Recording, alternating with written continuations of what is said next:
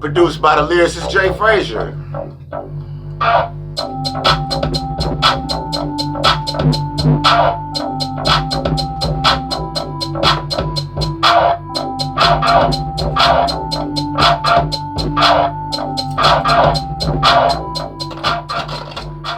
Okay. Look at that smile. What's up, people? YouTube, Facebook, social media land. Jay Frazier trying to figure out if we can shine some light on. We're gonna shine some light on God's stories, much like a young lady named Janet Carter did for me. My effort is to try to pay it forward. Now, my theory was invest in women. Start with my own. That means my sisters. My personal preference is what have become known as BBWs. When I was a youngster, they called them plus size women. But they coined themselves big, beautiful women, beautiful black women, big, beautiful black women. They so creative and so stylistic with it that one term can't really describe them all. They've got so many flavors, so many styles. So through my endeavors, I've come across somebody that is one of those I feel like if the spotlight was on more women like this, women would have a better reputation. Allow me to introduce Larrina Malloy. I love that. Larrina. That's funny because that's how my mom initially wanted my name pronounced was Larrina. I can see it in the spelling. I love it. Now, I'm from LA. You are not. I'm not. I'm from San Diego. Oceanside. Oceanside, right outside the 619. I got so much love for the 619. Shout out to everybody from Dago. Them Dago Pyrus, them Dago Crips, them Dago women. Ooh. The Dago nightlife. Yeah. Not like a lot like the LA nightlife. The Diego coast, the coastline. That view driving up the Diego coast, reminiscent of the Pacific Coast Highway. So, Oceanside to Compton? What the hell? Well, it's expensive. Oceanside is expensive. Oceanside is expensive. I couldn't afford to live there. 22 years old at the time. I'm 28 now. You don't mind saying that. Look at this. 28 is still young. Yeah, it is. So, 22, I couldn't afford to move out on my own, but I didn't want to stay with my mom. And I had educational goals and work goals, and it was easier, I saw in LA, to pursue those dreams. You looked at LA from Oceanside and saw an easier opportunity. I went from the suburbs to the ghetto. Come to the hood. Yeah, come fuck ghetto. with the hood, niggas. Yeah. It's live in the hood.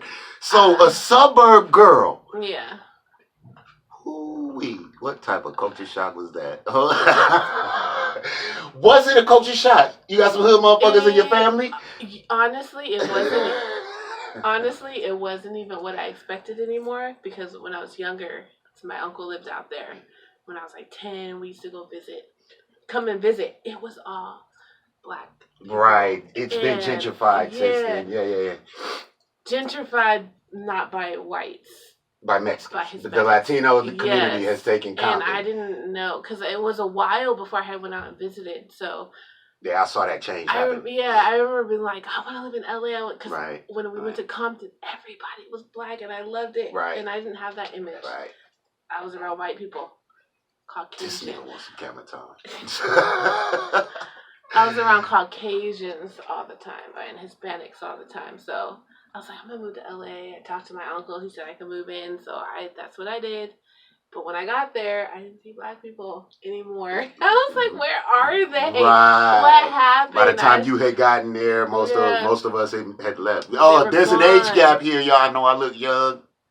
There's an age gap here. She's schooling me on the time frame. So the reality kicks in from Oceanside and the suburbs. It's like, hold on, this ain't what I thought. Right, because Vista, Oceanside, you could put those two places together. It was Hispanic, and then Oceanside primarily white, but I partly Vista, which was all Hispanic, then partly Oceanside. Mm-hmm. I grew up, so when I got here, I was like, it's all Hispanic. I love my Hispanic people. The more things change, the more they stay the same. I wanted to be around my people. Shout out to the Latino community. Y'all already know black and brown go together. But much like y'all, we got a desire, Rocky, we got a desire to be with us first. Right. And a lot of our models in family structure do come from what our Mexican and all Latino counterparts are. They are brothers and sisters in this cultural shit. But we have a divide amongst ourselves and a desire to get our shit together. So that's where that comes from. I have a desire to be around my people, and although I love Hispanic community, Hispanic community. Love them too. I love them to a fault. Like my people get mad at me because how much I like them. I love it. But I wanted to be just much like they want to be around their culture. I want to be around my culture. No doubt. And I had a hunger and a thirst for it. So when I got here, I thought it was going to be all. No, by the time you got, around what time frame you get to Compton? 2013. Oh yeah. I was 22 years old. 20. It was over. I didn't know because I hadn't been into. Right, you from Oceanside. Love the city. If I could afford to stay there, I would have stayed. But I couldn't stay. Yeah, I couldn't move out. I'm glad you mentioned that. Right. Yeah. So we got the issue with the money thing, which brings me to why she's here talking to me, y'all. Rubenesque Entertainment. We're going to get to her business partner. This is why I want to fast forward to how she got from Oceanside to Compton, because they doing something big in Compton that don't nobody see coming, which involves her personal God's story. They doing some things. First of all, shout out your ladies. What is Rubenesque Entertainment? And who does it consist of? It is a plus-size entertainment company, and it has to do with just throwing events around the city, eventually around the state, different states. So if King Clothing need an event, I can get at Rubenesque Entertainment to plan it and put it together. We promote all businesses. We are not selfish, I guess, in the lack of better word, selfish. For people who know me, y'all can see why I'm gravitating. Y'all, the more she talk, y'all are kidding. So we accept vendors at our events, and we want everybody to just come together and promote their businesses and be successful. We're not haters. So shout out the partners. Give up the names of the ladies who's involved in this. The business did take off and became more popular than I expected it to be, and so it was a little overwhelming, but definitely want to promote other people's businesses and other people's brands. Now this is a forehead, and it's 4 people. Four y'all. Yeah, it's me, it's my sister Jessica, it's our friend from childhood on up. Her name is Corrine, and then we have another friend who actually, it was her idea. Her name is Nicoma. Nakoma? Yeah. It was Nakoma's idea? Nakoma's idea. Yo, props, girl. Yo, props for putting the team. Look, coming up with a plan, putting a team together, and executing the plan. Fellas, when I tell y'all that these 4 ladies are executing the plan that we should be executing, it's why I got her on my platform, because at least it's a platform. So who we got? The creator, Nicoma, the creator. Nicoma. It's Corrine who handles the business. Yes, it's my sister who handles the planning. Sissy Jessica. And then it's me who handles the money. And Larrina. I handle the cash. Listen, that's what's sexy to me.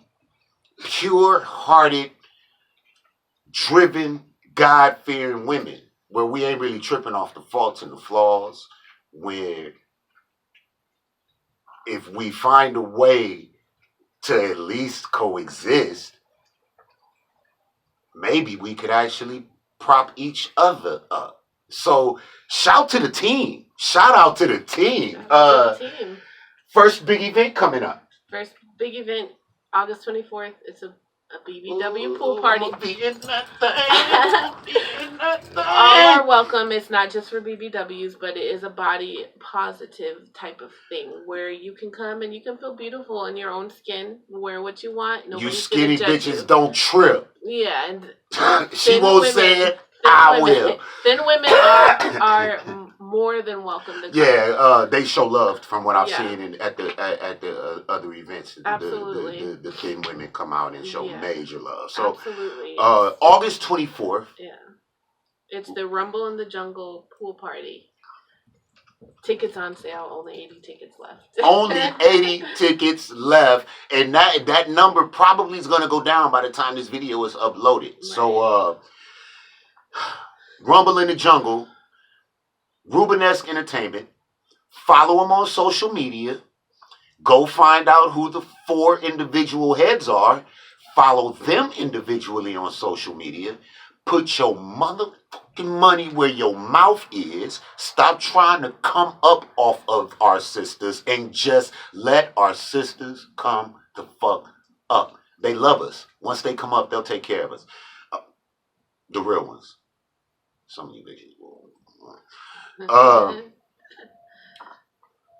So from Oceanside to Compton, right, to owner of your own partnership business, a conglomerate in the making type thing. What's up with the personal goals? I heard you do some cooking. I do cheesecakes. The history on that. I just looked up a random recipe on allrecipes.com. It's a random recipe. Shout out allrecipe.com. Yeah. And after doing that, I just tweaked it to my taste, and I was working at a day program for individuals with developmental disabilities, and I made some and took it to the company, and they tore them up. They loved them, and then Bing! Yeah. Oh my God! So it's a long story. I didn't think about making a business out of it. Right. Okay, these are good. So I made them Christmas, Thanksgiving, like I'm glad you said like that. We get into the God story, y'all. I'm gonna wrap it up because I see this way differently than a lot of people do. She just making cakes for some folks. Whatever, yeah. I see $1 billion business in the making. So I don't want to cry, but I was in college. So when I moved up here, I went to El Camino College, Compton Center. And I took a sociology Shout class. out Errol Cole. Is that the Tar Babes over there, I think? Yeah, the Tartars. Yeah, the Tartar. All right. I took a sociology class, and I remember for our final, we had to show our talent. It was a talent contest, so I'm gonna cry. She won. All right, I ain't gonna put her on the spot. You found your talent through the talent show, and that sparked your idea. She told us we have to do a talent show. We have to show our talent. And me, I'm like, I don't have a talent. And everybody was coming up with these ideas, and I was all like, oh my God, I don't have a talent. I can't do anything. I can't do anything. And then I was like, well, I'll just make the cheesecakes, whatever.